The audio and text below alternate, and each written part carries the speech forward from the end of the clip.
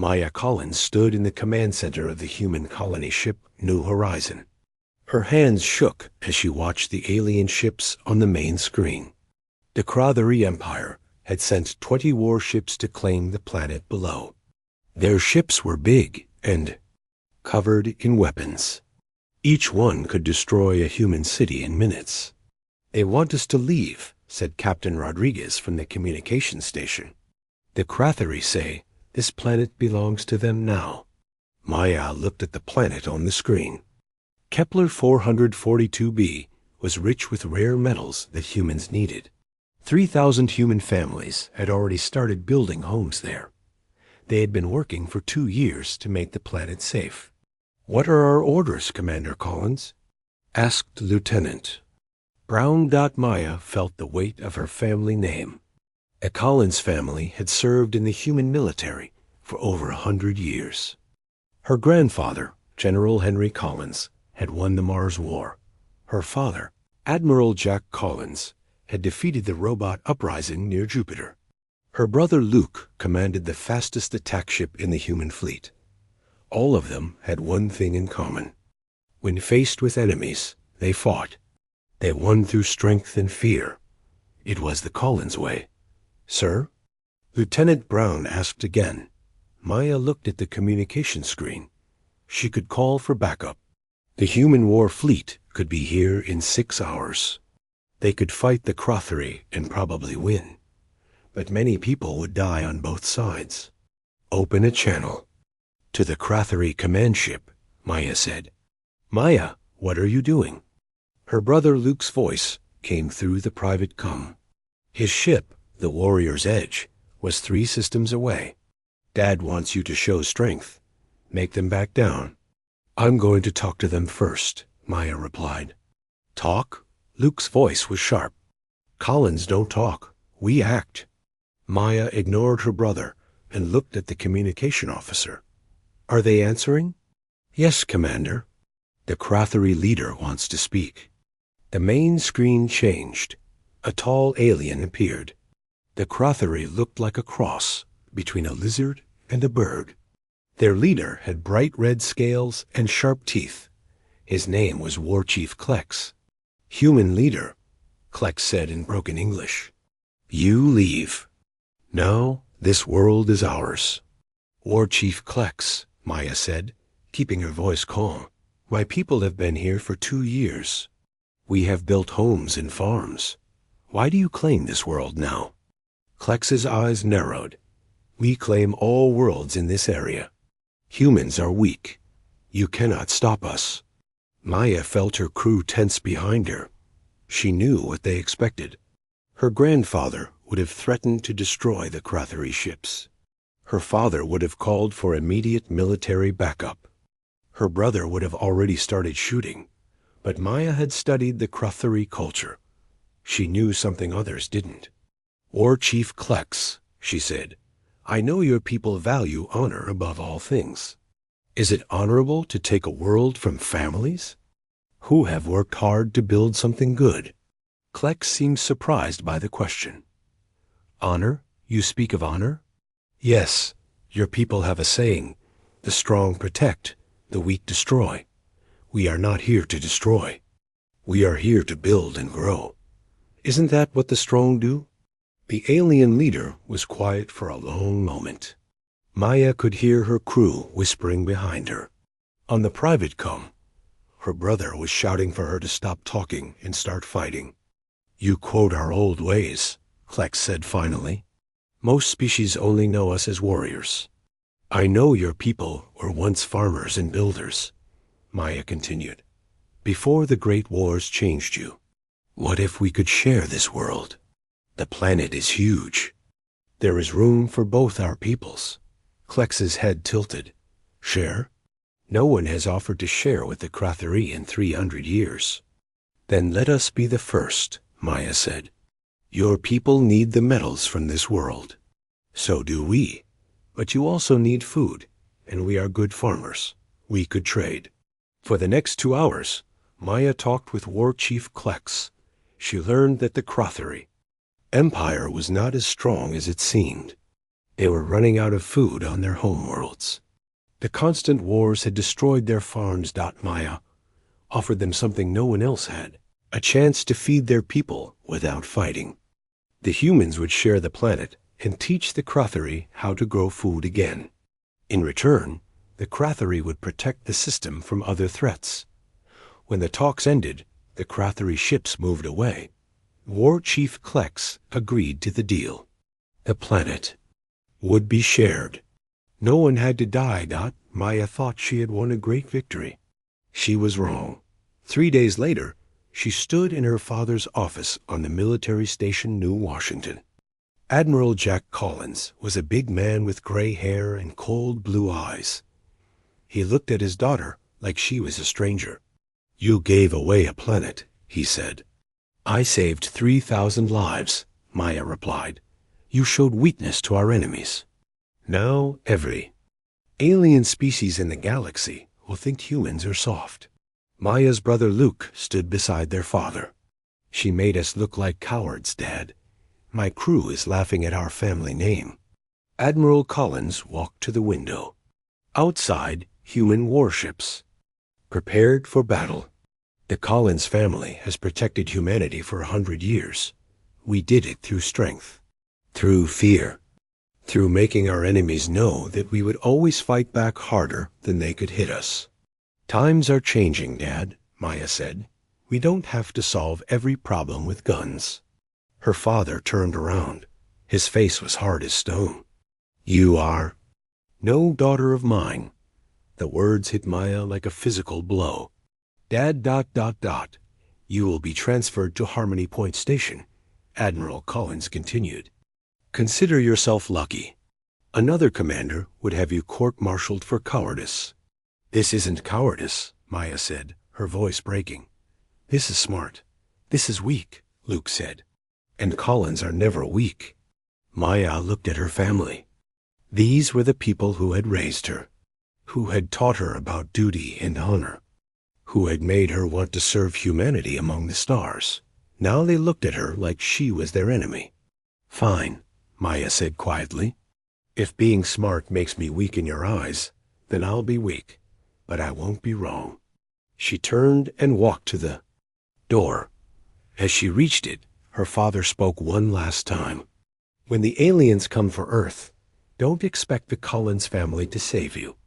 You chose your path. Live with it." Maya left without another word. She didn't see the tears in her father's eyes. She didn't hear Luke whisper, "I'm sorry," under his breath. She only felt the pain of being cast out by the people she loved most.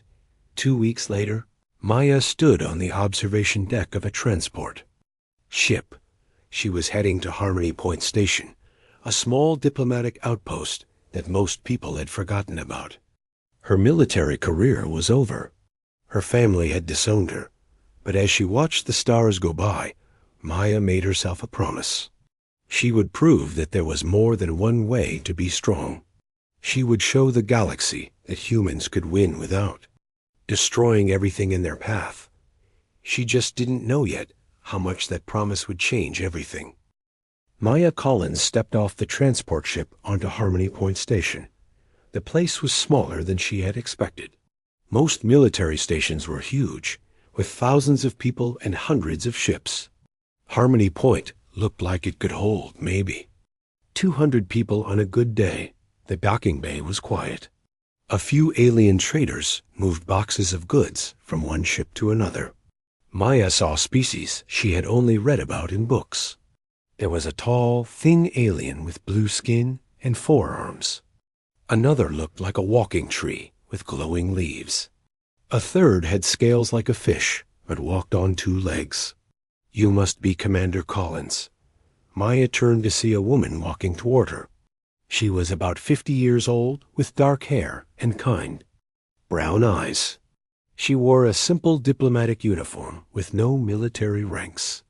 "I'm Ambassador Elena Martinez," the woman said, holding out her hand.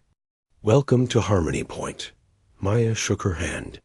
"Thank you, Ambassador, though I'm not sure what I'm supposed to do here." Elena smiled. "That's what everyone says when they first arrive." Come on, let me show you around. As they walked through the station, Elena explained how Harmony Point worked. This isn't a military base, she said. It's a neutral meeting place. When different alien species have problems, they come here to talk instead of fight. Does that work? Maya asked. Sometimes. Other times, they just argue for weeks and then leave angry. Elena stopped at an observation window. Outside, Maya could see ships from a dozen different worlds.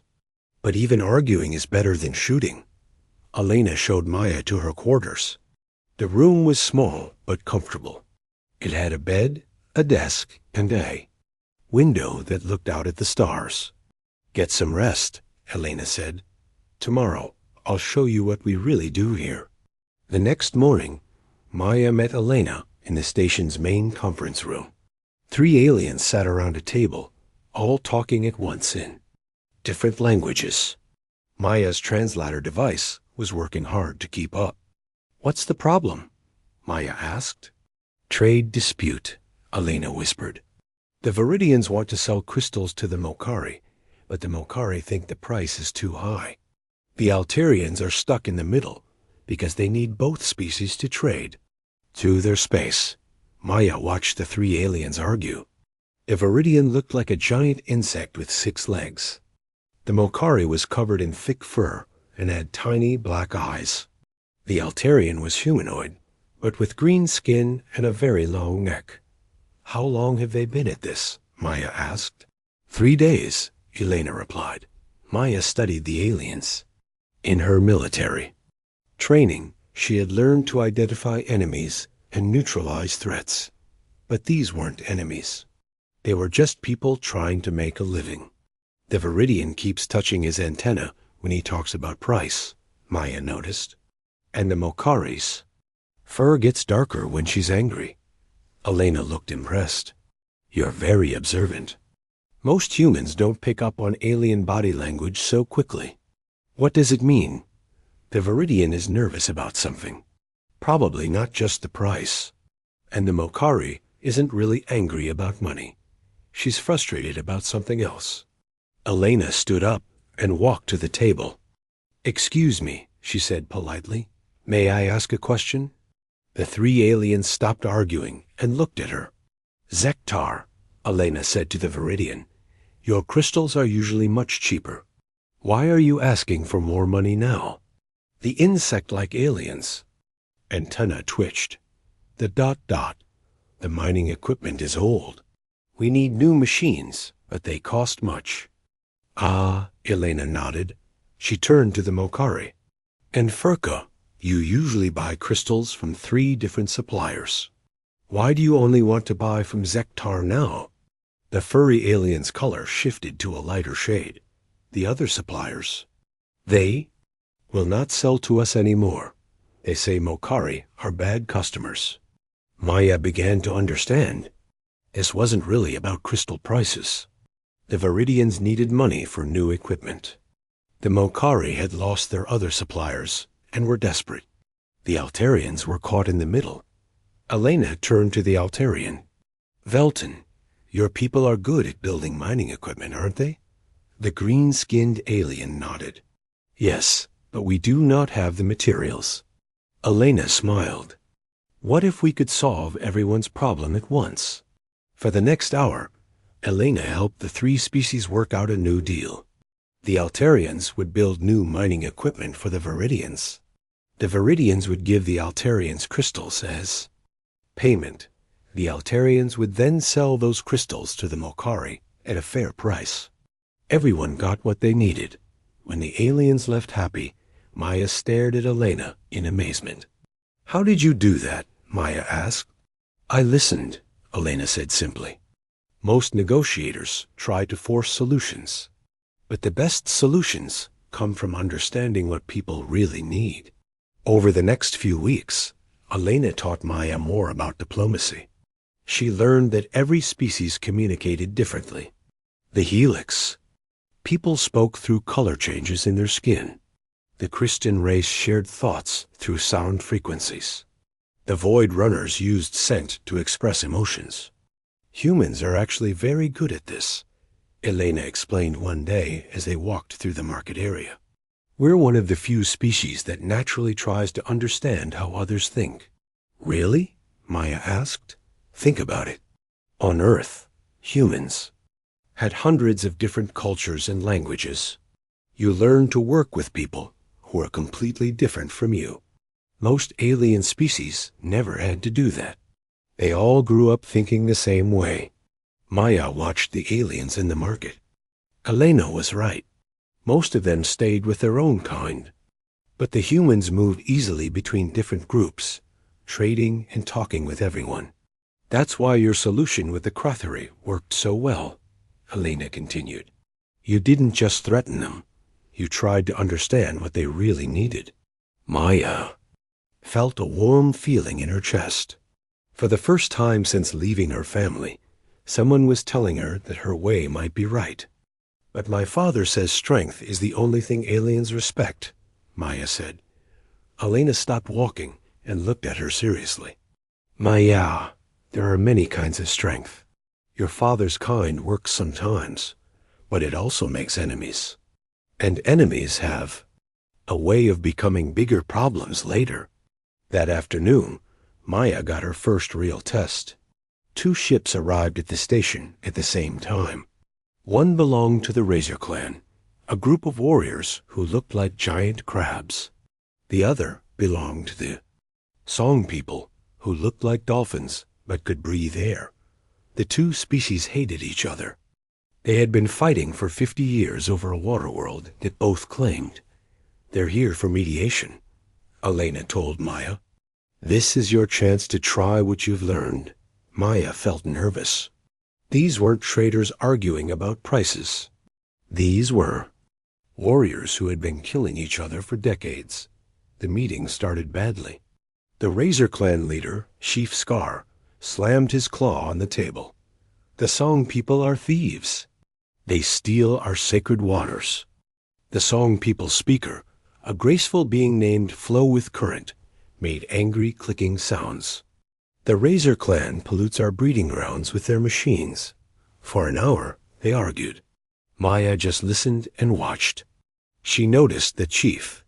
Scar's shell got redder when he talked about the water being sacred. Flow with Current's song became sadder when she mentioned the breeding grounds. Finally, Maya spoke up. Chief Scar, the water is sacred to your people. What makes it sacred? Scar looked surprised by the question. It ... It is where our ancestors first learned to walk on land. It is where we become true warriors. Maya nodded and turned to Flow with Current. And this world is where your people breed? Yes, Flow with Current sang softly. It is where our young are born. Without it, we will have no future. Maya thought. For a moment. So you both need this world to continue being who you are. Both aliens nodded. What if, Maya said slowly, what if you could both use the world, but at different times? She explained her idea. The Song People could use the deep oceans for breeding during their season. The Razor Clan could use the shallow waters for their ceremonies during their season. The rest of the year, the world would be neutral territory. It took 3 more days of talking, but finally both sides agreed. When they left, Chief Scar gave Maya a small piece of his shell as a sign of respect. Flow with Current sang her a blessing song. Elena found Maya that evening, sitting alone and looking out at the stars. How do you feel? Elena asked. Confused, Maya admitted. My whole life, I was taught that strength means being ready to fight.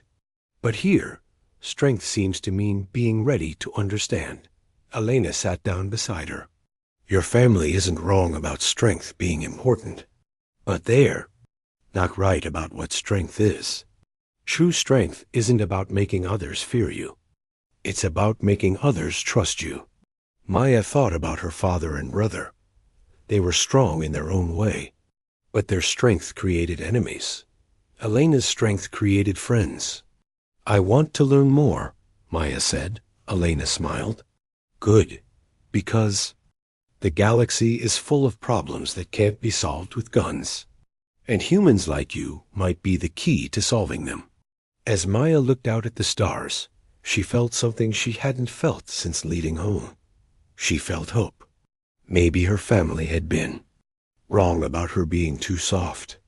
Maybe being soft was exactly what the galaxy needed. Maya Collins had been at Harmony Point for 6 months when the emergency message arrived. She was in the middle of helping 2 trading companies solve a shipping dispute when Elena burst into the room. "Maya, we need to talk. Now." Elena's face was pale. Maya had never seen her mentor look so worried. She quickly ended the meeting and followed Elena to her office. "What's wrong?" Maya asked. Elena activated the main screen. It showed a star map with several red dots blinking.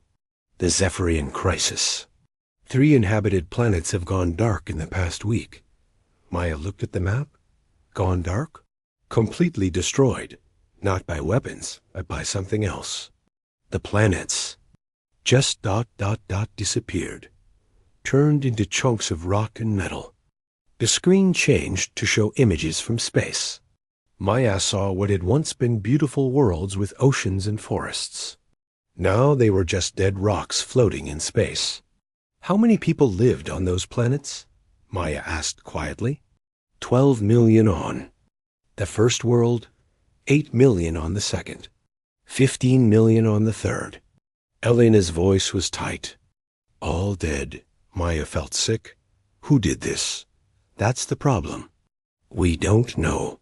The attacks came from space, but no one saw any ships. No weapons fire. The planets just started breaking apart from the inside. The screen changed again. This time, it showed the Galactic Council chambers. Maya recognized the building from her studies.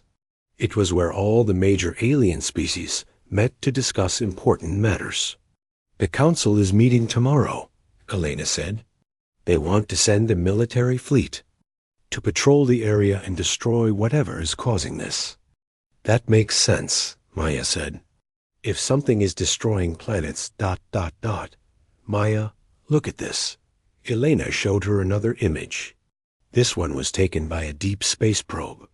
It showed something Maya had never seen before. It looked like a living crystal, but the size of a small moon. It was moving through space toward another inhabited world. We think these are the Zephyrians, Elena said. A species we've never met before. They seem to be made of some kind of living mineral. Maya studied the image. They're beautiful. They're also destroying everything in their path. The Council has decided they're a threat that must be eliminated. Eliminated? Maya felt a chill. You mean killed? All of them. Every Zephyrian they can find. Maya stared at the screen. The crystal beings did look dangerous. They were huge and seemed to have incredible power. But something bothered her about the whole situation. Elena, have we tried to communicate with them? Elena shook her head. The Council doesn't think it's possible. They're too alien, too different. But we don't know that for sure. Elena was quiet for a moment. Then she smiled sadly. I was hoping you would say that. What do you mean? The Council is giving humanity one chance. If we can prove that diplomacy works with the Zephyrians, they'll hold off the military attack. If we fail, Maya understood. They'll destroy the Zephyrians anyway. Maya, I'm too old for this kind of mission. And honestly, I don't have your gift for understanding alien minds. The Council has agreed to let you try. Maya felt her heart racing. Me? I'm just a failed military officer working at a small station. You're the woman who made peace with the Krathuri. You're the woman who ended a 50-year war between the Razor Clan and the Song People. You're the woman who has solved more disputes in 6 months than most diplomats solve in their entire careers. Maya looked at the image of the Zephyrian again. It was heading toward a world called New Garden, where 20 million people lived. She had 72 hours to make contact and find a solution. What if I fail? Maya asked. Then a lot of people die, including the Zephyrians. The next day, Maya stood in the Galactic Council chambers for the first time. The building was enormous. Representatives from dozens of alien species sat in a giant circle. At the center was a raised platform where speakers could address the council. Maya felt very small as she walked to the platform. She could see the news cameras recording everything. This wasn't just about the Zephyrians anymore. This was about whether humanity's way of solving problems had any place in the galaxy. The council leader was a being called Vextar from the Hegemony. The Hegemony were the most powerful military force in the galaxy. They looked like giant lizards covered in metal armor. Vextar was bigger than the others, with scars covering his face. Human Maya Collins. Vextar's voice boomed through the chamber. You claim you can stop the Zephyrian threat without weapons. The council finds this ... unlikely. Maya stepped up to the microphone. Council leader Vextar, honored representatives, I ask for the chance to try communication before we choose destruction. A representative from the bird-like Aquila race spoke. Up, the Zephyrians have destroyed 3 worlds. They are clearly hostile. With respect, Maya replied, we don't know that they meant to destroy those worlds. We haven't asked them. Laughter echoed through the chamber. Many of the representatives thought Maya was being foolish. Vextar raised his hand for silence.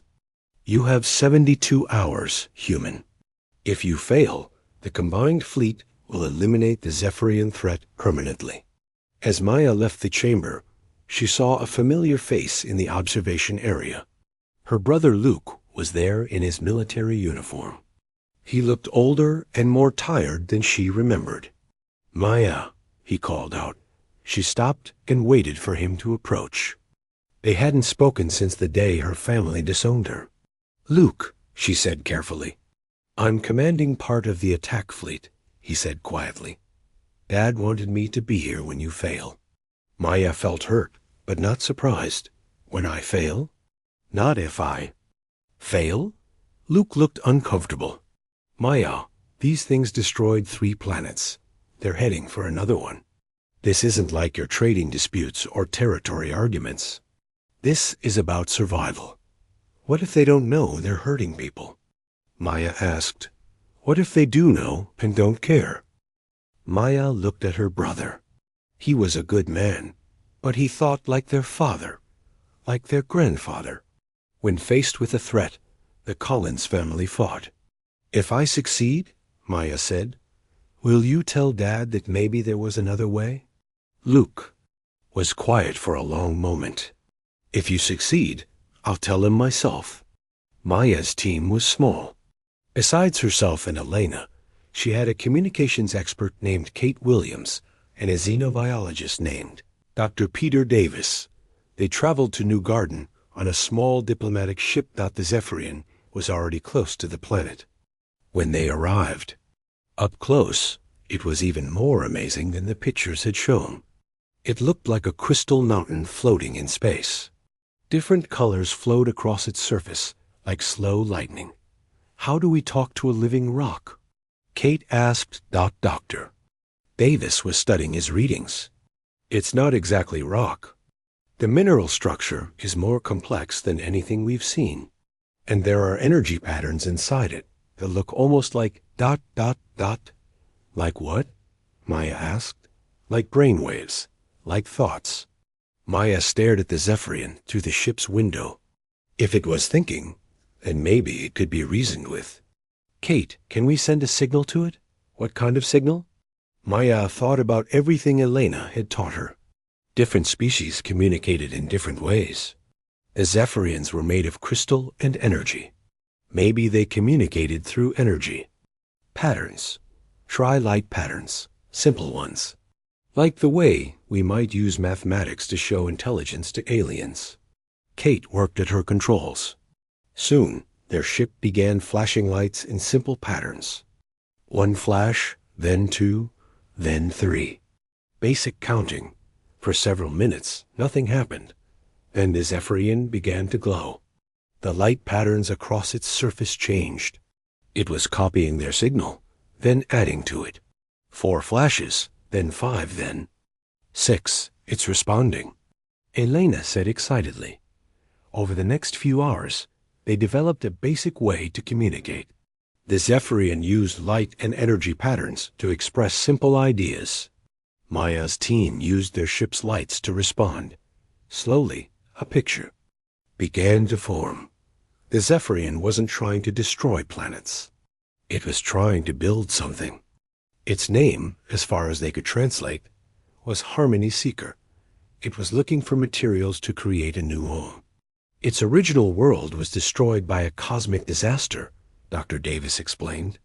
It's been traveling through space for thousands of years, looking for the right materials to build a new world for its people. But why is it destroying inhabited planets? Elena asked. More light patterns flowed between the ship and the Zephyrian. Finally, Maya understood. It doesn't know there. Are people living on those planets? She said. To the Zephyrians, planets are just collections of useful materials. They don't understand that some planets have life on them. The revelation changed everything. The Zephyrians weren't monsters. They were refugees trying to build a new home. They just didn't realize they were destroying other people's homes in the process. Maya had an idea. Kate, can you show it images of the people who lived on those planets? Kate transmitted pictures of the destroyed worlds when they were still alive.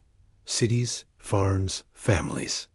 The Zephyrians' light patterns changed dramatically. They became darker, sadder. It's upset, Dr. Davis said, reading his instruments.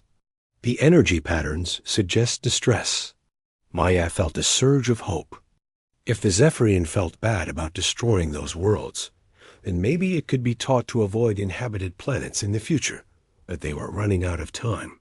The Zephyrian was getting closer to New Garden.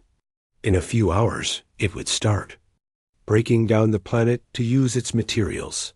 Maya had to think fast. The Zephyrians needed materials to build a new world, but they couldn't be allowed to destroy inhabited planets. There had to be another solution. Then she remembered something from her early astronomy classes. Dead planets. There were thousands of them scattered throughout the galaxy. Worlds that had never developed life or had lost their life millions of years ago. Kate, send it a message. Show it the location of the dead worlds in this system. There were 3 dead planets in the New Garden system. Worlds with all the materials the Zephyrian needed, but no life to be harmed. The light patterns changed again. The Zephyrian was considering the offer. Suddenly, Maya's communicator buzzed. It was Vextar from the Galactic Council. Human Collins. You have 6 hours remaining. The fleet is in position. If the creature does not retreat from New Garden, we will open fire. Council leader, I think we're making progress. The Zephyrian doesn't want to hurt anyone. It just needs materials for 6 hours human. No more delays. The communication ended. Maya looked at her team. They had made contact, but would it be enough? 6 months after the Zephyrian crisis, Maya Collins woke up to find her personal communicator buzzing with 57 new messages.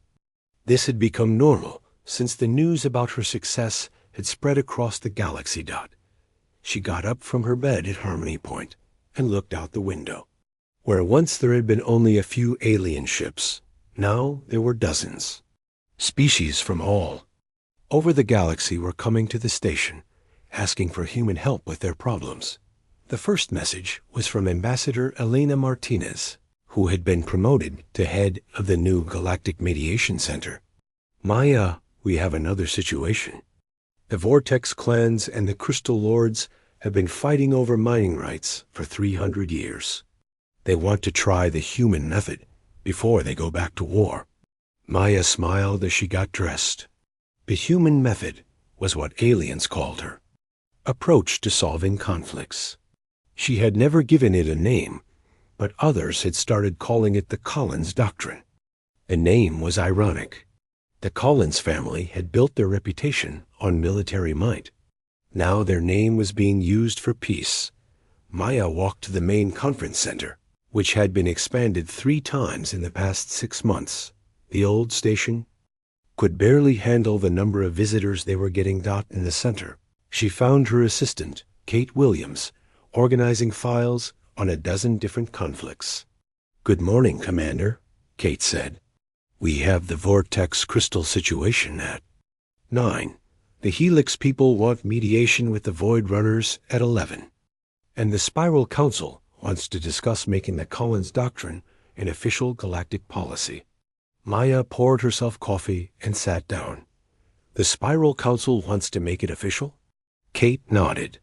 "Representative Colton from the Harmony Republic says they've seen more peace in the past 6 months than in the previous 50 years. They want to train more mediators using your methods." Maya thought about this. The Spiral Council was made up of the smaller, peaceful species in the galaxy. They had always been pushed around by the bigger military powers like the hegemony. If they were supporting her methods, it meant something important was changing. The morning meeting with the Vortex clans and Crystal Lords went well. Both species were tired of fighting and really wanted to find a solution. Maya discovered that their war had started over a misunderstanding about mining claims, and had continued simply because both sides were too proud to back down. She helped them create a face-saving solution where both species could claim victory while sharing the resources they were fighting over. After the meeting, Maya found a message waiting for her from an unexpected source. President Lisa Chun of the Human Colonial Union. "Commander Collins," the message began, "I would like to invite you to Earth for a special ceremony. The President's Council on Galactic Relations would like to honor your service to humanity and to galactic peace." Maya stared at the message. She had never met President Chun, but everyone knew who she was. The president wanted to honor her? The woman her own family had called too soft? Flow with Current sang a beautiful song about peace flowing like water through the galaxy. The Zephyrian representative created a light show that told the story of how Maya had saved both the Zephyrians and the inhabited worlds they might have destroyed. Finally, President Chun called Maya to the podium to receive her medal. As Maya walked to the front of the hall, she saw her father watching her. His face was unreadable, showing the same military discipline she remembered from her childhood. President Chun placed the medal around Maya's neck. It was beautiful, made of metals from dozens of different worlds and shaped like a star surrounded by olive branches. "Maya Collins," President Chun announced, "for your service to galactic peace and for showing the galaxy a new way to solve conflicts, I present you with the first ever Galactic Peace Medal." The hall erupted in applause. Beings from dozens of species stood and cheered. Maya felt tears in her eyes as she realized how much her life had changed. But the ceremony wasn't over. President Chun raised her hand for silence. "There is one more presentation to make," she said. "Admiral Collins, would you please come forward?" Maya's heart stopped. Her father was standing up, walking toward the podium. She had no idea what was happening. Admiral Collins stepped up to the microphone. He looked out at the crowd, then at his daughter. "My name is Admiral Jack Collins," he began in his strong military voice. "I am Maya Collins' father." The hall was completely silent. "1 year ago, I told my daughter that she was too soft to be a Collins. I said that she was weak. I said that she would never be able to protect humanity with her methods." Maya felt like she couldn't breathe. Was her father about to humiliate her in front of the entire galaxy? "I was wrong." The words hung in the air. Admiral Collins looked directly at Maya. "My daughter has done something that no Collins before her ever accomplished. She has made our enemies into our friends. She has ended wars without firing a single shot. She has brought peace to places that have known only violence for centuries." Admiral Collins reached into his uniform and pulled out a small box. Maya, this medal is from your grandfather, General Henry Collins. He won it during the Mars War for exceptional courage in battle. He told me to give it to the Collins who showed the most courage. He opened the box. Inside was an old military medal, worn but still beautiful. I thought courage meant being willing to fight. You taught me that sometimes courage means being willing not to fight. Admiral Collins pinned the medal to Maya's uniform, right next to her new peace medal. Welcome back to the family, daughter. Maya couldn't hold back her tears anymore. She hugged her father for the first time in over a year. She felt his strong arms around her and realized that he was crying too. I'm sorry, Maya, he whispered. I'm so sorry. I love you, Dad, she whispered back. The hall erupted in applause. Again, but Maya barely heard it. All she could think about was that her family had accepted her again. But the ceremony still wasn't finished. As Maya and her father separated, alarms began sounding throughout the building. President Sean's communication device buzzed with an emergency message. She listened for a moment, then her face went pale. Ladies and gentlemen, she announced, we have an emergency. Long-range sensors have detected a massive automated defense system approaching the outer rim of the galaxy. It appears to be attacking all spacefaring species indiscriminately. The hall filled with worried voices as representatives tried to contact their home worlds. Maya looked at the screen that had appeared, showing images of huge mechanical structures destroying alien ships. The system is from an unknown species, President Chun continued. It's highly advanced and doesn't respond to any communication attempts. Military analysts estimate it will reach major population centers within 72 hours. Admiral Collins stepped forward. Madam President, I recommend we mobilize the combined fleet immediately. This appears to be a threat that requires military action. Many of the alien representatives nodded. This seemed like exactly the kind of situation where Maya's peaceful methods wouldn't work. You couldn't negotiate with machines. But Maya was studying the images on the screen. Something about the patterns of attack bothered her. Wait, she said, stepping to the microphone. Can I see those attack patterns again? The screen replayed the footage of the mechanical systems attacking alien ships. Maya watched carefully, using everything Elena had taught her about reading behavior and communication. These aren't random attacks, she said finally. Look at the timing. Look at the energy patterns. These machines are trying to communicate. Admiral Collins frowned. Maya, they're destroying ships. No, Dad. They're responding to the ships. Watch the energy signatures. Every time a ship fires weapons, the machines fire back. But when ships don't fire first, the machines use different energy patterns. Maya turned to the crowd. I think these machines are following some kind of first contact protocol from their creators. They're trying to establish communication, but they're programmed to defend themselves if attacked. War Chief Klex stood up. Human Maya, if you are wrong, many will die. If I'm right, Maya replied, many will be saved. President Sean looked at Admiral Collins, then at Maya. What do you propose? Let me try to communicate with them. Give me a small, unarmed ship and a team of scientists. If I can establish contact ... And if you can't? Admiral Collins asked. Maya looked at her father. Then you use the military. Solution. But let me try the peaceful solution first.